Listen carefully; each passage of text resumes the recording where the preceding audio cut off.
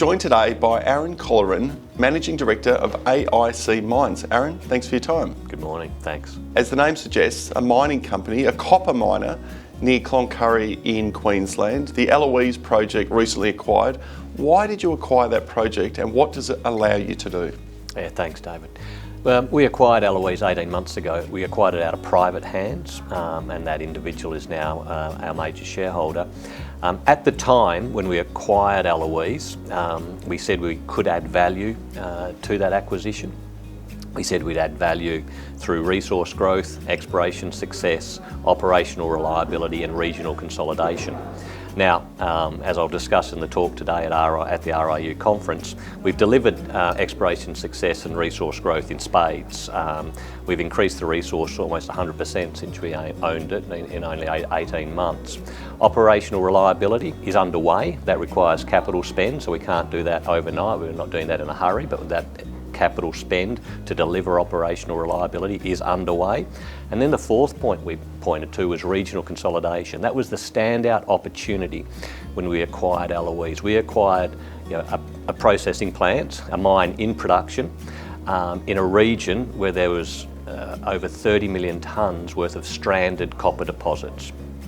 Now, we kicked off that regional consolidation late last year with the acquisition of D Metallica. That brought in 2,000 square kilometres around us, but importantly, the Jericho deposit, 9.8 million tonnes at 1.8% copper, only 4 kilometres away from Eloise. That transforms Eloise, and that work is underway now as we speak, where we're doing the studies to develop Jericho, but importantly also to expand at Eloise, to expand the processing plant.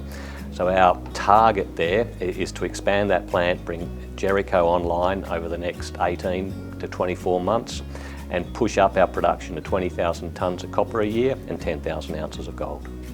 You talk of the transformation and the work that's being done.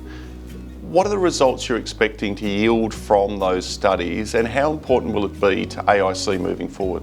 Yeah, Dave, a good question. So the studies that we've got underway this year, and let me talk calendar year for the time being. So calendar year 23, our current year, processing studies for the expansion, relatively straightforward because Jericho is exactly the same mineralogy and metallurgy as Eloise.